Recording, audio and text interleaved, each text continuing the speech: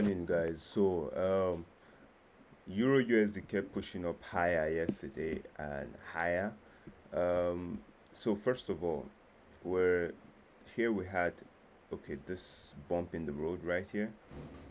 So area of liquidity is bumping the road right here, right? So we had it right here, and market came into it, rejected from it, grabbed the liquidity, and now we started to push up and making higher prices. Now, all we can just look for from here is just longs, looking for ways to long the market.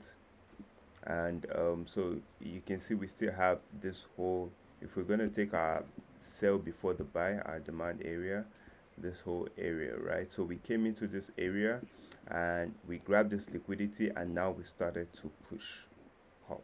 We started to push up. So if we're going to look at our fractal structure mechanically, these are fractal low, our fractal low right here at this 1.17266 area, and this is our fractal high right here at 1.189. So any retracement inside here, right, so this will now be our demand level, right? So we've now formed this new demand level, this sell before this buy up. So if we get a retracement inside this area, we can look for those longs, further longs into the upside. So let's see how Euro USD wants to behave. So if we get that retracement, then we look for those longs based on fractal structure shift. Okay.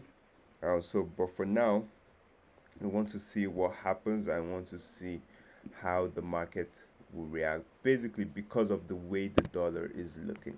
So if we have a look at the dollar, right, and the dollar, you can see we're trading in this descending channel, right? So we've made this extended move downward, and now we're just trading in a channel. And historically on the dollar, you can see in the summer, right, what were we doing throughout the summer? We're just consolidating, and usually whenever we step into the ember months, dollar um has a tendency to go bullish because of history, like it's been historical. And now we came into this, we took out this liquidity, so we have one, two, and now we took out this low, three, right? So we don't even have to always come back here. From here, from taking out this low, we can just start trickling up higher and higher. So for me to look for longs on the dollar, I would want, okay, probably the dollar pushes up, right? And then we can find that retest around that monthly open and just start making higher prices, right? Something like that, right?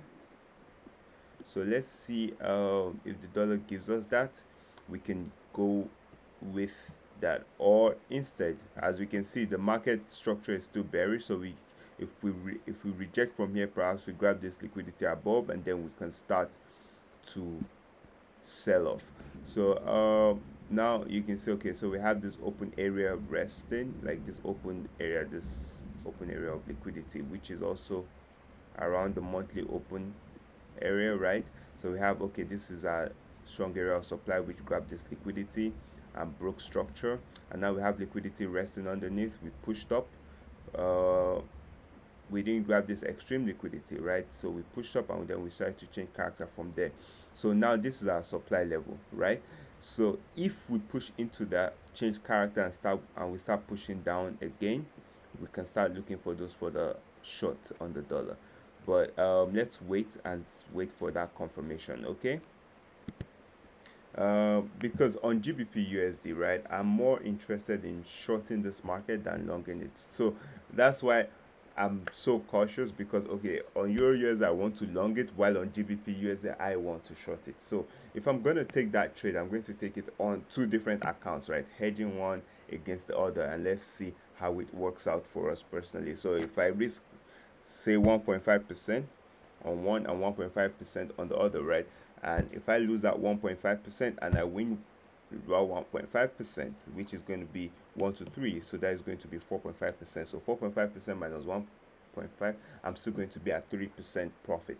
So that's basically risk management coming into play, guys. That's risk management coming into play. So where would I be looking to short GBP USD from? Well, first we have this area of liquidity here that we've approached. As you can see, we approach it slowly. Then we also have this second area of liquidity at 1.356, right? So from either of this, we can start looking for those sell positions. If we use our PVD tool, right? Okay, so we're not at discounted levels yet. We're not at premium levels yet. But if we push up into this 1.3562 area, that would give us stronger confluences for a sell, stronger confirmation for a sell. Okay, so let's keep that in mind. And while we see uh, what will happen on GBP USD, right? So you can take this as a buy up before the sell, right? As a buy up before the sell, and then we have liquidity resting underneath it. So perhaps we take out that liquidity, trickle up a little bit into here, and then from there we can start looking for those short positions. Let's see how market wants to react. Our job is to follow, not to predict, right? Okay. On NZD USD. On NZD USD, so far. This this pair is just quite not very clear at the moment. But if we're looking at it mechanically, you can see we're making lower highs, lower highs, lower lows, lower low, lower high, lower low, right? And here we just came here to sweep this high, and now we're probably going to make a new low according to the structure. So let's see what happens. Now we're just consolidating, not really interesting for me at the moment. Nothing has developed yet. But if you want to look at this, we're at this area of support which has held market, right? It's clear to see it has held market, so there would be buyers from there. The only thing that would make me want to buy this market is, okay, perhaps we get that liquidity grab because we have this ascending lows here. We get that liquidity grab, and then we get that market structure shift, and then we can use it to look for higher prices. But for now, I'm not really interested in this market right at the moment. Okay, if we look at AU, AU is still much better in my opinion. Look for longs, because okay, so we grab this liquidity above here, right? And here we had, okay, these are daily fractal. These are daily fractal low. This was our daily fractal high. Now we're retracing, right? If we take this, okay, if we look at this, where's our swing structure? This is our swing low, this is our swing high. And if we take it from that swing low to that swing high, right, you can see we're sitting at premium level. So perhaps we get that one more swipe down, because okay, we have liquidity here, then we also have liquidity right here, right? We also have liquidity resting right here, right? I have liquidity resting right here. So perhaps from here we get that push up, right, to make higher prices once we get that change of character. So we have, okay, so we have on the 4 hour, we have liquidity resting. We've grabbed that liquidity. This is area of demand, right? There's also an area of demand. So here also we have this liquidity area resting. So let's keep in mind for before we enter all these positions that we have all of these areas which can fuel and push the market up higher and higher. So first we've grabbed this liquidity. The only reason why we would want to look for longs from here is if we get that bullish confirmation by, okay, forming a new demand level, right? So we get that push up, right? We form this new demand level, we get that push up, then we retest that area, and then we just keep pushing up and keep pushing up and keep pushing up. Perhaps, right? That's one option. Or we could just swipe this low, right, come into this area of demand right here, right, respect it, and then we start to push up from there. So first let's mark out this area of demand, right? It's also a nice area of demand because it has that equal lows.